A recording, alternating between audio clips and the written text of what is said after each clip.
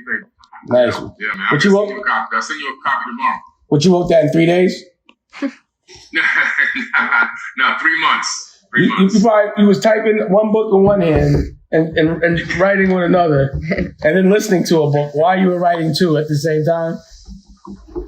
Yeah, man. Yeah, it's a lot of this information was already in my head, obviously, from over the years. A lot of financial understanding, a lot of financial practices, and how to combine the spiritual practices and metaphysical world with understanding how to navigate the financial matrix. So I said people need to know how these two things actually go together. You being spiritual over here doesn't mean you're supposed to be over here and be broke because I'm spiritual. That's just dumb. Because if you're spiritual and you understand spiritual practices and understanding the metaphysical world, that means you should be walking in abundance 24/7. You should never have a want for anything because you should be able to wield the power of the universe in your favor. So that's why I decided to write this book, because they have this thing. This guy's got a Rolls Royce. This guy's got a nice house. This guy got money. He ain't conscious. Sorry, it's actually the opposite. You know what I'm saying? I mean, if you're going to be conscious, you're going to be talking about the light is in you, the power is in you, and you got all this power, but you can't manifest the light bill, then I'm sorry, it doesn't make any sense to me. Yeah, it sounds like you're in the dark if that's the case. But, it's funny because that's the same connotation that comes with being independent, that there has to be a compromise of quality of living. Just because you haven't sold out doesn't mean you haven't sold anything. You know what I mean? So if there's if there's a commodity that's good for people that evolves them, that's always what I've always wanted to make money off of. If I'm going to make money off of people, it's going to be off of evolving them, helping them get just as much money as I'm making. So yeah, it's great that you're sharing that and also breaking that, that narrative that just because you're aware means that you can't get any money in this world or this realm, or you have to be satisfied with struggle or not being comfortable. And that makes no sense. You know what I mean? It makes no sense. And I think it's good that, and again, as an independent, I've always made sure that I live where everyone that's not independent lives, that I have the same cars and the same things, and my kids go to the same schools as people that aren't free thinkers, that have soul out. I got everything they got without any compromise of quality of living or having to give away my integrity. I just had to stand by my principles. But I want people to see how aspirational that is, to really believe in something fearlessly and fight for it and not be told what to do or be expected to be given anything. Fight doesn't always mean broke. Fight usually comes with, if you're fighting for the right reasons, it comes with the wealth that you want, but you have to be able to visualize what you want as well. Exactly. 1,000%. I learned a lot from you too, man, because I like to learn from everybody.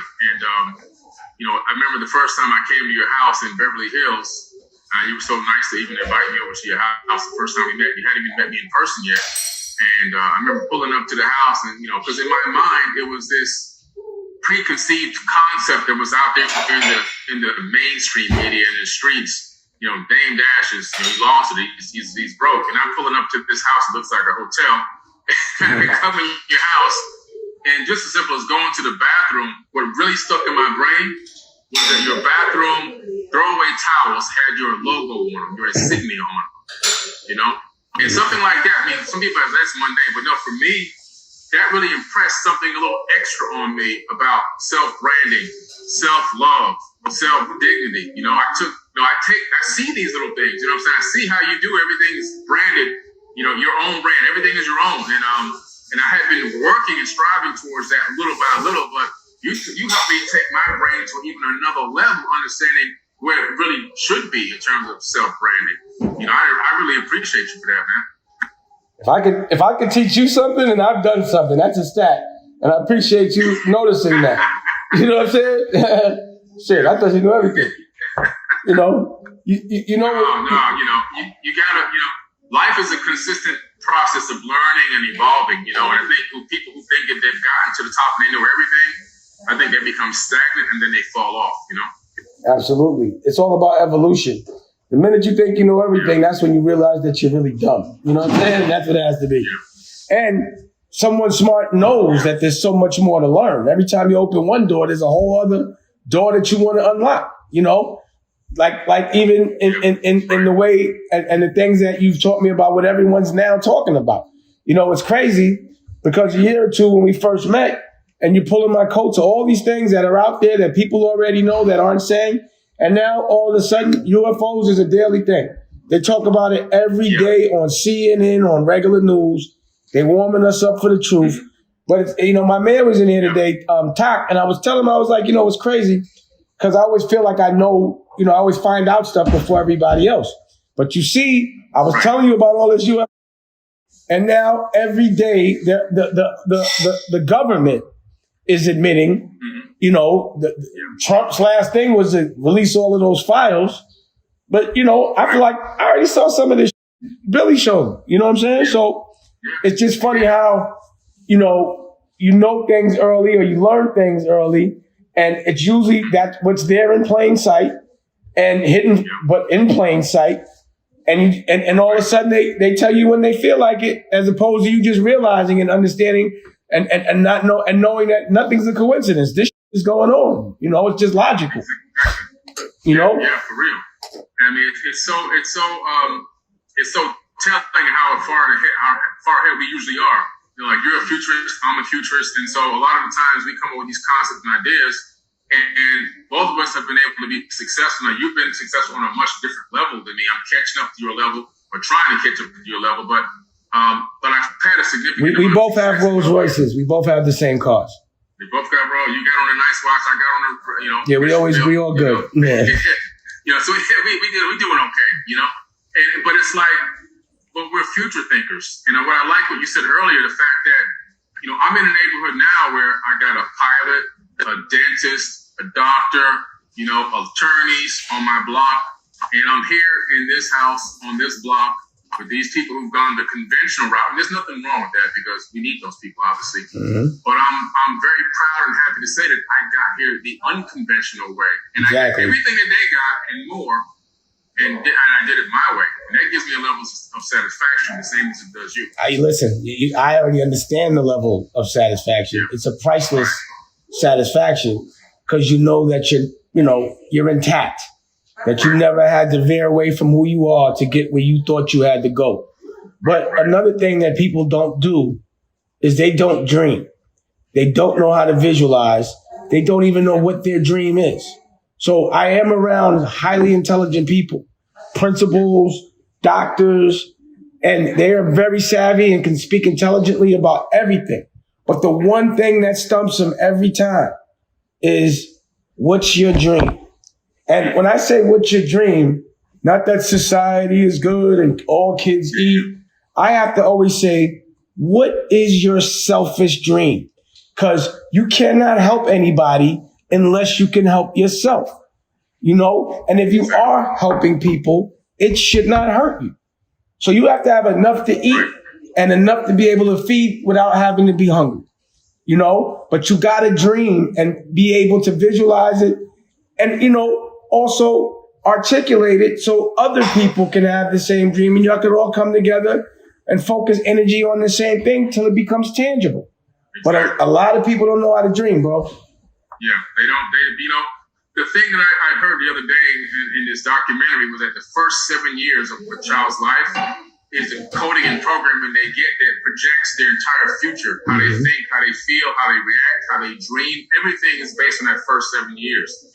So I think that the powers that be have done a phenomenal job in inserting the type of negative programming and stuff that hinder or hold back or oppress our real capability to dream, our real capability to be ourselves by putting us into these institutions like school and, you know, all these other things that they plug us into. That's the program. They put you into the program to control the masses. See, what I'm understanding is the world wants to, the masses are very scary, you know, to the people that are trying to control them, because if the masses stick together, that 1% is over. So from the day you're born, you're programmed on how to be controlled and be a part of the masses. So, you know, I work with a lot of principals in OSG, 90 black principals. We talk about curriculum. We talk about so much.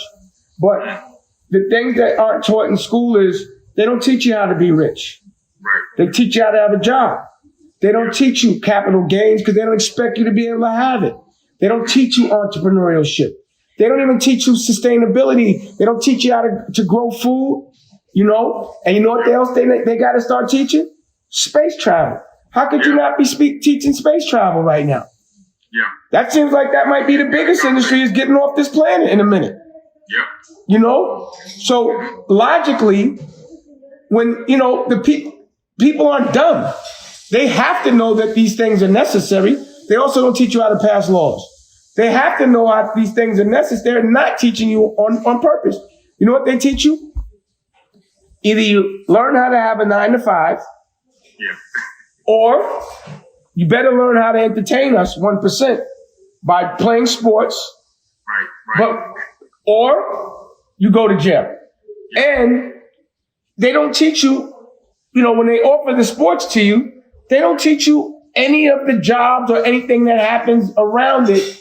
Administrative, coaching, scouting, owning a team. They just teach you how to play for the team. Knowing that 99% don't make it. Mm-hmm. And again, if you're not prepared to get the job, then they're building a jail for you. You got a cell fee. And that's a program. Either you're to break a social class, either you're entertainment or you got to sell drugs. And that's how they make it. And the selling drugs is not sustainable. So here's another cell fee. Exactly. You know? That's how they do it, man. And they've been very successful in doing it, and that robs people of their ability to dream for anything. They just get plugged into this, you know, this crazy system, man, you know? And I'm just so glad, man, people like us, we've been able to see beyond that. We've been able to re-encode ourselves from an early age and not fall victim to that programming code. And so to people out there on the outside, sometimes we look like crazy fanatics or whatever you want to call it, but we're actually the normal ones in a lot of ways, and we're trying to drop the seeds of reality to help snap people out of, you know, where they are. But some people don't realize that they're suffering from these epigenetic memories from their ancestors. Mm-hmm. And they're living out even some of their ancestors' turmoils and tortures and torments and PTSD and suicidal thoughts and depression is all inside their body. It's been passed down from generation to generation. It can last up to 20 generations. Mm. And the only way for people to break out of this is they have to begin this through positive affirmations, speak positive on themselves, believe in themselves, start to dream, start to believe that anything is possible, you know, that they can achieve. And, you know, that's what, you know, some of the things we've done together, like even with having the mystery school at your Dame Dash Studios and things like that, trying to get people to snap out of this fallacy, this illusion, you know? I mean, they've done a good job. The programming has been deep. But the one thing I know that they teach you from the day you're born is to be scared to die, even though you're going to die. You understand what I'm saying? It's like fear is implemented in you the second that you're born. And I don't even think fear is a natural emotion. I think it's artificial for control. You know, I look at my puppies, you know, my animals. No one told them about death. They have no idea what it is. That's why they're not concerned with it. They're fearless. They're not scared of anything, you know, because no one taught them fear. If no one tells you about the bad, you ain't going to be worried about it. So in order to be worried about something, someone has to tell you to be worried about it. You know, most of the things we're scared of is not instinctual. It's not instinctual to be scared to have bad credit. It's not instinctual to be scared to worry about what other people think about you or not to have a job. That's implemented. No one's like my daughter's scared not to go to college. She's scared to have a bad grade. I pay the most for school, and I'm the one to be like, play hooky. I don't care. But she's like, no, I got to go to school. I know what college I'm going to. I'm like, you're 13. How do you already know all these things? Because you've been taught to think that if you don't do what they say, how they say, then you're doing something wrong. If the 9 to 5 American apple pie dream, where you work your whole life and only relax when you're 65, if you don't do that, then you've done wrong. And that's the reason why most of the world is depressed. Almost everyone I know has to take a blue pill once a day or some kind of pill to be happy. And it's the matrix pill. You know, that's why most of this world is depressed. You hit it right on the head. I mean, you hit it right on the head, literally. That's why people take drugs a lot of the times to escape this the red pill life and stay in the blue pill zone so they can just feel comfortable with this mundane life that they have to live day in and day out, night in and night out, not realizing that they can re-encode, they can change their reality, And that's why I wrote this book, because I wanted people. I saw so many comments. Like when we did a video one time, and you were saying, "I respect this guy because he's got a Rolls Royce." It was a while ago. We did a video together, and I was going back and reading some of the comments. A Rolls Royce, and I thought this guy was conscious and all this. I'm like, no. You guys got the wrong idea of what conscious is all about. If you look at all the ancient sages. If you look at the Buddhas and you look at Yeshua and Gandhi and all these people, they may not have had $1 billion in their account, but when you research these ancient sages from all around the world, no matter where they went, they always had abundance. Abundance followed them. They had clothes. They had people trying to serve them anything they want. Night and day and night, people were trying to serve them and feed them and clothe them and put a roof over their head and everything else. Why? Because they had the abundance mindset.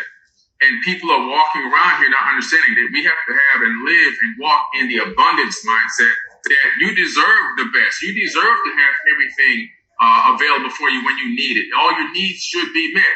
And abundance doesn't mean you got $1 billion in your bank account. It just means that all your needs are met when they need to be met and on time. You're not wanting or begging and hoping for anything. And for people who have a higher responsibility in this world in terms of how many people they can touch, lives they can touch, like you have a high responsibility because you have to whom a lot is given, a lot is required. I have a high responsibility. To whom a lot is given, a lot is required. I need more revenue to be able to touch more people. I can't do what I'm doing on the scale I'm doing it in a robe and slippers on a prepaid cell phone, and neither can you. There's levels to this thing. Yeah, and you should be unapologetic about that. Because people that aren't helping are usually the ones that are judging. Most people with money aren't judging other people that have it. The ones that are worried about someone else's dollars because it ain't in their pocket and they want it. And they're usually mad about the reasons they don't have it. Yeah. And you're right. The more it's a heavy responsibility when you touch people. Pause. When, you have a platform and people listen and you influence them. You can influence them to do the wrong thing for money, or you can influence them to do the right thing and you all get paid together. Right. And, again, for me, I'm not hustling for this vibration. I'm hustling for the eternity vibration. You know what I'm saying? This is a very short period of time we're going to be in this vibration, in this form. I want to make sure that, my ancestors and wherever I get to after this, that's great. And I know that my trajectory is going to be determined by what I'm doing now. So I'm always investing in my future, not the immediate future. The one past the headstone. You know what I mean? That's the one that people should be thinking about, but people don't, because they can't understand it. They thinking like, as long as I'm surviving in this moment, any way I can, self-preservation. What they understand is that's the test. This vibration, I think, is for test all day long. Because no one has a perfect life at all. Not one person goes through a trauma-free life. It does not exist. You're here for trauma, just to me, to see how you're going to deal with it. You just lost your Rolls Royce. Yeah, no, I'm changing it because I want to show you something. What you were just talking about. See that behind me? Yeah. Legacy. That's what you're talking about up there. Mm-hmm. This one up here at the top, middle. I see it. Is that art? What is that? That's art, yeah. I got the art. I got the success principles set up like the periodic table of elements. So I have success, legacy, vision, hustle, mindset, and greatness. Oh, that's fly. Oh, that's your backdrop, right? That's my wall. It's art on my wall. That's real art on your house. I was like, oh, that's dope. Art on my wall in my house. This is in my office here. Yeah. That's fly. I like that. Yeah. Yeah, man. That's why I pull it up, because like you're talking about what you're talking about now is, and so see, people need to hear this. You're talking about hustling for your legacy for future generations. And so what happens a lot of times is people are stuck thinking about like, okay, when I get my paycheck next Friday, I'm going to do this, and pay this bill. I'm going to put some money on this. But the people who are thinking big numbers and legacy building, we're thinking, oh, this is how I'd like to see things happening to my family bloodline in 100 years, in 200 years, in 300 years. How do the elites run this planet and control us so well? They plan for eons at a time. Yeah. They plan 100-year clips at least. Yeah. We're still this little program that we're in was strategically planned thousands of years ago, I think, based back before the Romans. You know what I mean? Absolutely. You know when it started? There's a book called The Gods of Eden, and it's by William Bramlett. The Gods of Eden. Is it called The Gods of Eden? It's called, The Gods of Eden. And so it's by William Bramlett. But in this book, he uncovers some of the Sumerian tablets that expose when the bicameral Congress was installed on this planet. Left wing, right wing. This is 6,000 years ago, when they installed inflation on the planet. So you would have, a guy would have, they introduced money on stone tablets. The stone was money, no backed by nothing, okay? And you would etch into the stone IOUs, and we found over 1 million of these stone tablets with all the IOUs on them. So if I had a farm with goats, and the other guy had an apple orchard, he'd bring me 2 satchels of apples for 1 goat. That's the value trade-off, right? Exchange. Now, if he came and I was out of goats, I would give him a stone tablet IOU. You give me the apples, I'm going to give you this IOU. When you come back, you can get the goat. Guy goes away, he comes back, but there's been a shortage of the goats, or some holiday came where everybody was buying up the goats. He's got a shortage of goats. The value of goats is scarcity. The value of goats has gone up. Now you got to give me 2 IOUs. The one you have only gives you half of a goat now. You can get I'll give you half of a goat. So they installed this inflation system and taught it to humans 6,000 years ago, and we have the evidence of this in the Sumerian tablets. Wow. And so this is stuff that's still going on, obviously, right now. The politician system, the economics with built-in inflation, they've been running this game, like you said, for a very long time, and it's phenomenal how they did it, because it really has sustained. Well, the way I see this, and I've always looked at it like that. Being controlled is a choice, whether it's a conscious or unconscious one. To me, it's always been a choice. And for those that want to be controlled or don't realize they're being controlled and are all right with it, go ahead. I'm going to try to wake you up. But, you're going to get in line if if that's what you want to do. You could be in a commercial airport or fly private, See, again, I went to New York for a day a couple of weeks ago for my aunt's funeral. And I hadn't been in a public airport in a while. And when I went in, because of COVID, we were flying private wherever we went. Yeah. So I'm like, damn, I got to stand in line like everybody else. Yeah. And every second they're telling you where to go. And I'm like, this is necessary because millions of people walking through here. Right. Or else it'd be chaos. Right. So when there's a lot of people in one place, there is a form of control to keep everyone organized. But if you have a certain kind of enlightenment, you can fly private. And I'm saying that, not to say real, but in life, you can create your own bubble. If you're not breaking any laws, you really can live by your own rules, And, like I say, regardless of who's president, whether it's Trump or Biden, I'm going to do all right. I'm going to be worried about everyone that's going to be controlled, because that's what they're there to do, control the ones that want to be. But I'm not waiting for the government to pay for my medicine. I'm not waiting for the government to pay for nothing. Matter of fact, for me, the government works for me because I pay taxes. You know what I'm saying? So I'm the boss, but nobody looks at it like that. You know what I'm saying? So it's a choice. Be controlled or be the controller. You know what I'm saying? If you want to be a part of the masses, then you're going to have a master, period. That's an exact conversation I had. Some people come over tonight. The young lady wanted me to talk to her kids. They're adults, though, but they're young adults in their 20s, about manifesting and stuff like that. And I had the same exact conversation with them that you just brought up in terms of being controlled, understanding who's controlling, and living your life based off of your own rules, not what the other rules. I said that the government has us thinking that we work for them, and they work for us. The police got us thinking that they control us and we work for them, and no, they work for us. The doctor, the same thing. They try to tell you what you can do and you can't do. Sometimes they're giving you bad information. The doctor works for you. You should be telling the doctor, no, I checked this and I want you to look into this better because of this or that. This is how I feel about this or that. And they can't shut you up, because guess what? You're paying them. They work for you. And we have to flip this thing around. Lawyers work for you. You can't let them dominate. We can't let these people dominate us anymore. Like, we have to understand, we're the ones in control. And when we really understand that, we'll have a much smoother life and we'll have more control over our reality. You know what I'm saying? That's what I was just talking about earlier today. What you're saying is 100% right, but if you said that to certain people, that would make them scared. Yeah. And that's what makes us, and it's about narrative. So the only way to control muscle is brain, you know? Right. And to make someone stronger think that they're weaker. It's narrative. And you're right. Yeah. They give you this narrative, so it's so crazy that someone that actually works for you makes you think you work for them. Yeah.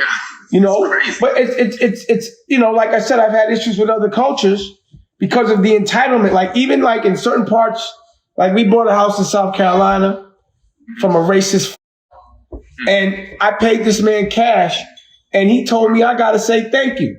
I told that dude, go mow my lawn and get the out my house. You know what I'm saying?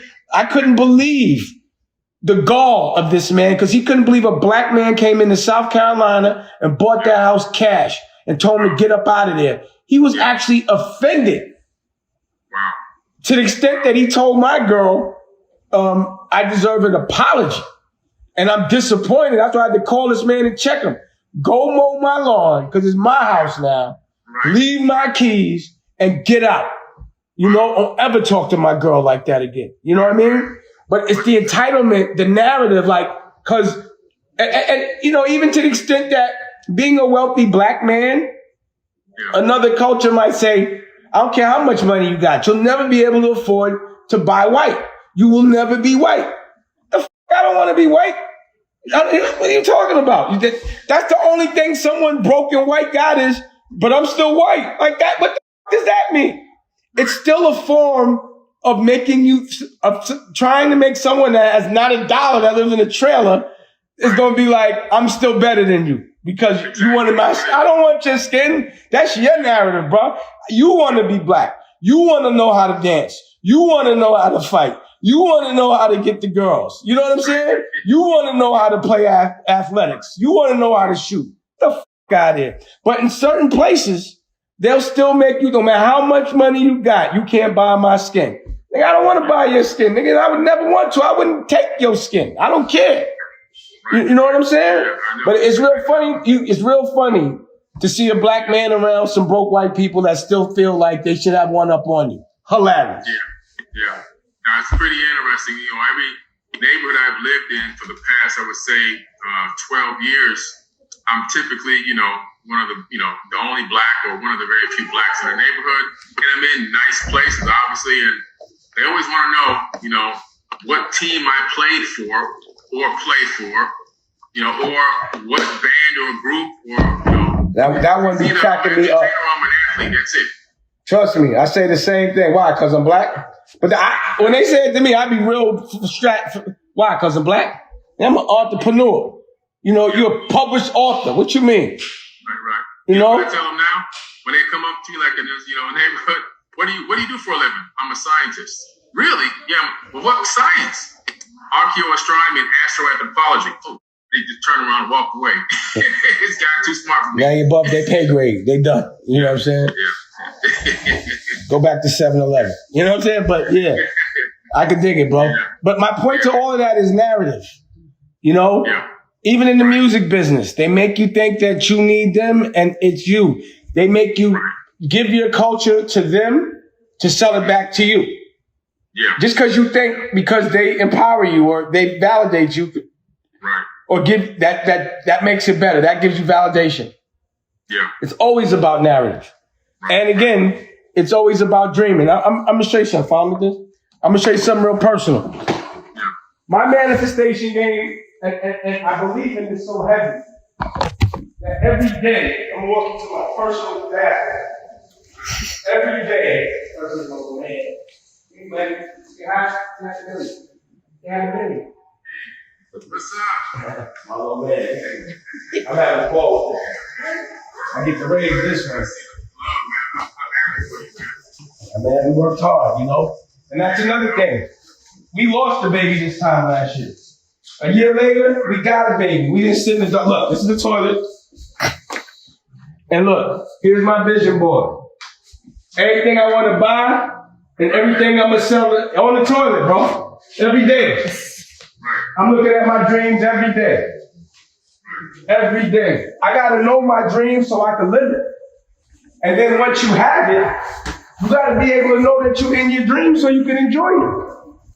So I remember thinking about the day I'd be able to be on a Zoom, even though Zoom's when it's popping, and I could just walk by and see my baby. And now it's happening. So I get to really marinate it. I get to really enjoy it. Architecting your future is everything. It's everything. Knowing what you want your future to look like is everything. It's like you can't shoot a movie without a script. And life should be like a script. And if you live life by somebody else's script, then, you know, your dream becomes a nightmare. You might be in a horror flick. I don't like horror flicks. I like comedies. I don't want to be in a horror flick. I want to be happy, man. I want to be happy. I want to be at peace. Yeah, you know? Exactly. Somebody else's dreams is for sure going to be your nightmare. For real. You know? And that's why it's good to get with people that almost have the same kind of dreams. Yeah. So that when y'all doing the energy together, it makes it strong and it makes it happen quicker. And everybody's happy. When I win, you win. And you win, I win. When people are dreaming the same frequency, the same kind of thing, and it's from a pure place, there's nothing better than that. But you got to know the dream. Because then also, you got to know, because if it's not happening, oh, this is not my dream, this is a nightmare, I'm going to f*** up out of here. Right. You know what I mean? Yeah, exactly. And, you know, that's one of the opening line when you said earlier, architect of my life, you know, architect of your dreams. That's exactly the opening line on my song, Affirmations. You know, I am the architect of my life. And that is such a, people don't realize that's such a powerful statement. If you understand truly what an architect is and what an architect does, you are literally designing the layout and the floor plans of how your life is going to be moving forward. You're the one in control. You're drawing out your destiny. Just like, you know, architect draws out a house and it manifests into a three-dimensional structure that somebody can actually live in or work in. Same thing. Your architect, become the architect of your life. And that's a powerful, powerful statement. A lot of people don't realize how powerful these words are and understanding the meanings behind these things. Like, you know, like I said, we got to get people out of this thought process that's just blah. And they got to start really understanding how much true power and control they have. I was telling somebody the other day that a human being has a lot of electricity and power inside the body. They're like, what do you mean power? It's like, there's no power. There's no energy inside of it. I said, really? I said, well, you have 35 trillion cells, and each cell has 0.07 volts of electricity. Multiply 35 trillion by 0.07. You got over 2 trillion volts of electricity in your body. We're powerful, energetic beings. But we think that we're weak, we have no power, we have no energy, you know, and we can't control anything, we can't think outside the box. But, you know, little by little, it's starting to get a little bit better.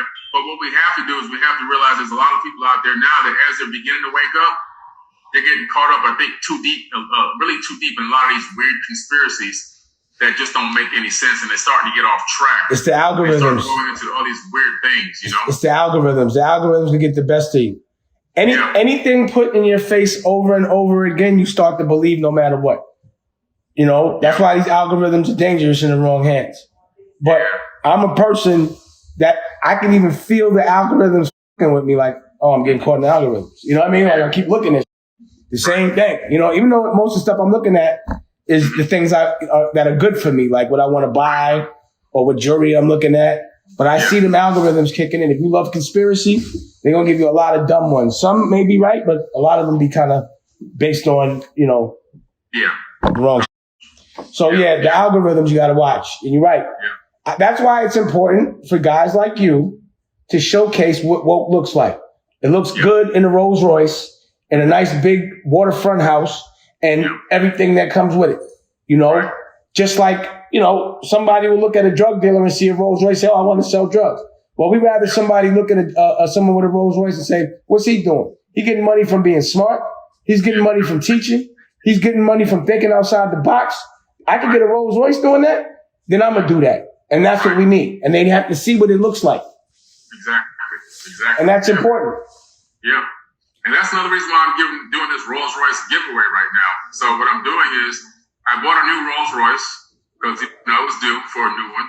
This one served me well, and I was like, okay, it's time for a new one. I'm gonna step out, make the big purchase. But then I had two Rolls Royces, so I'm like, wow. I said to myself, what am I gonna do with this one? Should I rent it out again?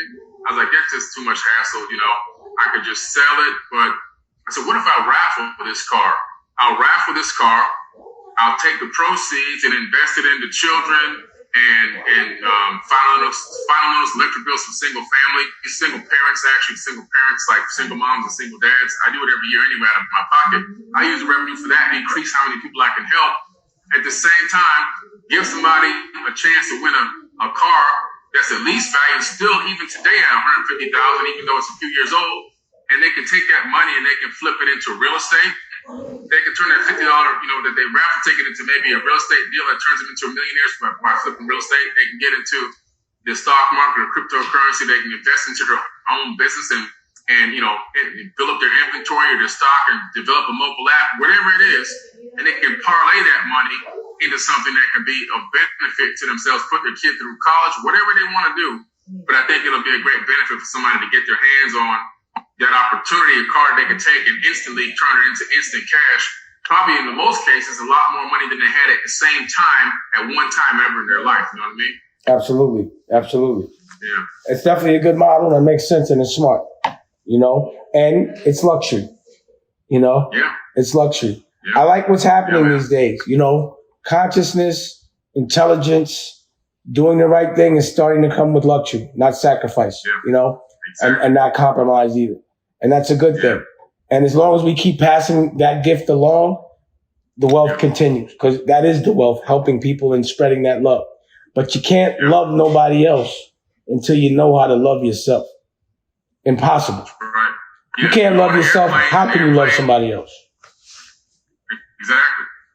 Well, you get on an airplane and the stewardess says to you, in case of decompression, the oxygen mask may fall. If the oxygen mask falls, make sure you put it on your mouth first and get oxygen flowing before you help somebody. Exactly. Period. Exactly.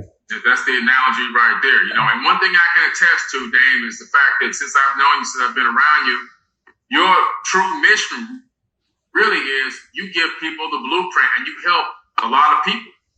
Sometimes people get misconstrued because they see, the way that you respond or the way you answer questions, or your passion comes off to them as sometimes as anger, but they don't really know you. They don't really understand where you're really coming from.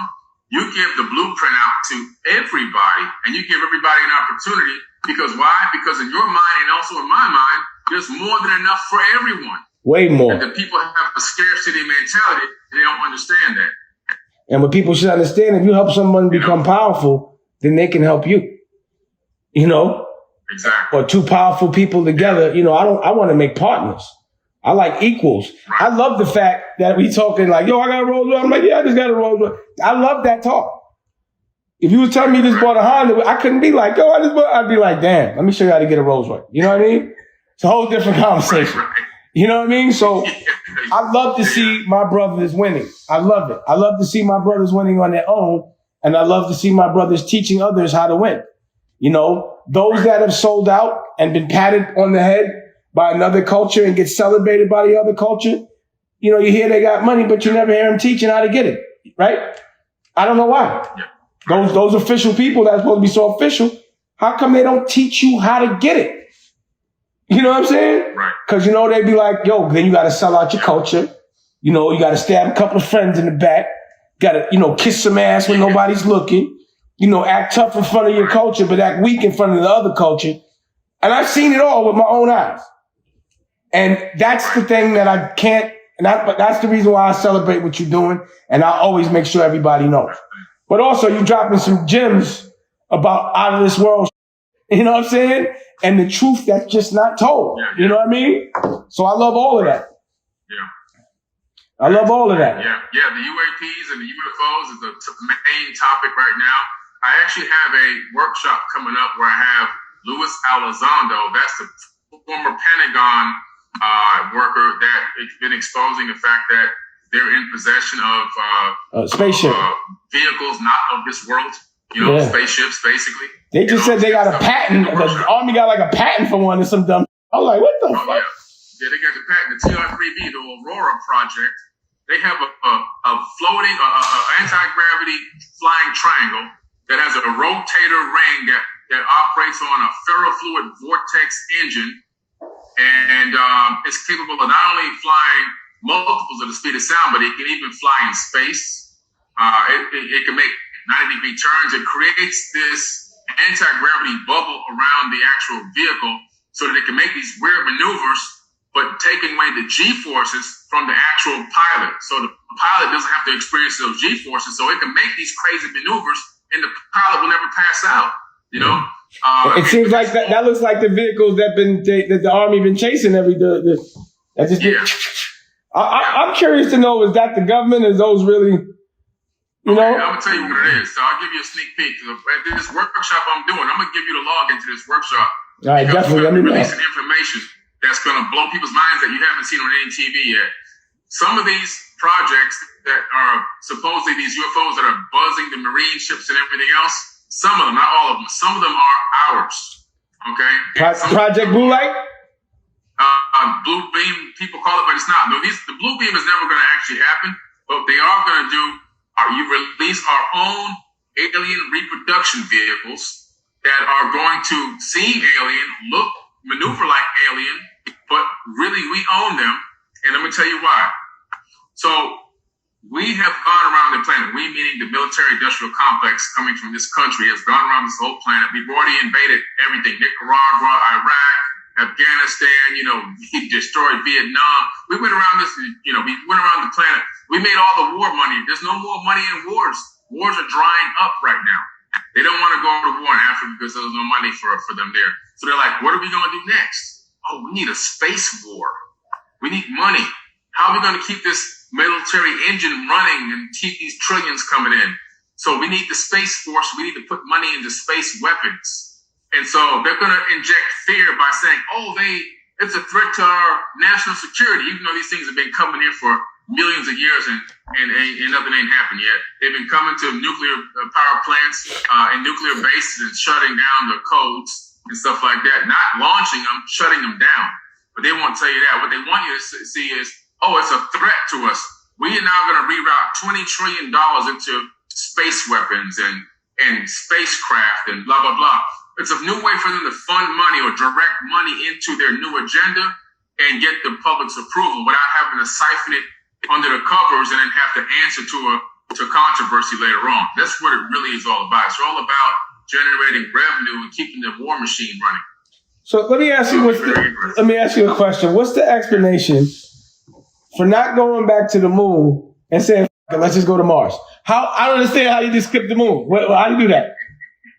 Okay, there's people on the moon. This is what it's all about. This is what People on the moon. Uh-huh. Yeah, they were like, listen, guys, after we dropped that doggone bomb on the moon, they were like, okay, wait a minute, this is enough. You can't do this. So we live in here. I have the black box audio from Apollo 11, the black box audio, and the redacted printed statements from the verbal. They actually transcribed it into text also. And it says, I think it's Collins who says, as they're flying over one of the craters, look at those concave, or I think it was convex craters, which means a dome structure down there. I bet the people down there never get out. And so there's people living there. When they went to the Apollo 10, I believe it was, Apollo 10 didn't land, it orbited the moon. And then they came back to Earth. This is a stage by step process in becoming, to getting to the landing phase. And yes, we did land on the moon for real, even though they showed fake imagery because they didn't want people to see what was up there. Technology and ancient structures are up there. That's what they didn't want you to see. So they gave you the Hollywood version to the general public. But when they went through the backside of the moon in Apollo 10, when you go around the backside, you got the body of the moon in the way of the Earth. And so the radio signal can't transmit. So it's a dark time. In other words, you're cut off from Houston. You're cut off from your home base. Mm-hmm. During that time, another comm link came into their earpieces, into their comms in the shuttle, into the capsule, and it was broadcasting music that was coming from the surface of the dark side of the moon. Like Pink Floyd? And this, Like Pink Floyd, The Dark Side of the Moon? No, not Pink. Yeah, right. That's probably where he got this idea for the song from. But they said it sounded almost like a weird kind of a chorus and chanting. And this is now that audio tape has also been released. And what? I hear them freaking out like, who's on our comms? What's this on our comms? Do you hear it? Do you hear it? They're like, what is that? What is it? That's music. What is that? They were cut off from Houston and the Earth for about, I think it's 5 or 6 minutes before you can get back in comms range again. But so that they tapped into their comms on the dark side of the moon and transmitted that information or that signal to them, which I'm pretty sure is still being analyzed till this very day. But there's people there that, and I think that we were warned. Listen, guys, after I think Apollo 16 or 17, it was like, look, y'all can't come back here anymore. It's just not conducive. And no other country tried to go there. No one's like, they all skip past it. And we can't do it. And what I would love, which would make more sense to me, is I want to know what China found up there, what Russia found up there. We already know Hitler was talking to Saturn. That's what I heard. And he already had all back then. He was dealing with them a while ago. I want to know what everyone's intel has gathered. How many, and I'm really curious what's going on in the space station. What's going on up there? Yeah, they're doing a lot of science experiments up there, but I also think that they are in collusion with some outside beings, aliens from who knows where. There could be an exchange program going on where we're exchanging stuff to them biologically, and they're giving us things. There could be a process of very gradual opening of communication and interaction. Because when you look at the ISS video footage from the live feed, you'll find that every now and then, all of a sudden, there's UFOs around the ISS, flying under it, over it, behind it, and everything else. And if we could see it on the camera, then of course they can see the real true size of it up there, where they're at. And the fact that they haven't blown up the International Space Station, they haven't destroyed it, they haven't boarded it and commandeered the people or abducted them. These people aren't trying to hurt. They're watching us. Just like we go out, we meaning humans, we go to the Sahara Desert, we go to the jungles of the Amazon, and then we alien abduct animals. We find them and we target them and we give them a dart and we knock them out. Then we abduct them. We analyze their biology. Then we insert a tracking tag inside them or put a tracking thing on their neck and we release them back into their homeland. And then we watch them and we record how they act, how they interact with their others and their family members and everything else, and how their society develops. And that's what's happening to us. We're being watched and tracked the same exact way by people that are a million years ahead of us. And for what I hear, when we try to hurt ourselves, they stop us from hurting each other. Yes, exactly. That's happened multiple times. See, the thing that's incredible is, and this video was actually on Forbidden Knowledge TV, there's a famous press release that came out, a live press club that came out on CNN. It was in 2010, I believe it was, where these were former nuclear scientists, former nuclear codes security officers. In other words, the guy that had the security codes for the nukes, who used to activate the nukes with the codes, was there testifying that the UFOs came to the base in broad daylight and turned the codes off on the missile silos, deactivated all the nukes. Damn. Like, that's a message like, dude, y'all ain't gonna blow up this planet no matter what you think. We're not gonna allow it. You're not gonna mess up our experiment. We watching y'all. Right. Like that kind of thing. Exactly. Yeah. And so, that's what it's really all about, man. So these beings have been here, they've been watching, they've been tracking for a very long time. And before any real positive interaction, like we're just gonna land our ships in the middle of your city happens, they're waiting for us to grow up. Human beings, there's 7.7 billion now of us on this planet, and we're being controlled by less than 100 people. And until we take control of this planet, until we break down this divide and conquer invisible barrier that exists, because consciousness doesn't even have a race or a color.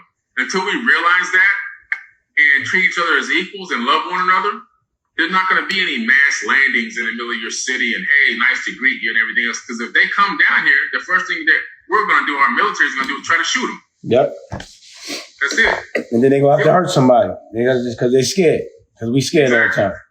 Right. Yeah. You know, that's what's happening. Yeah. Well, from what I understand, we're a very young race, you know? Yeah.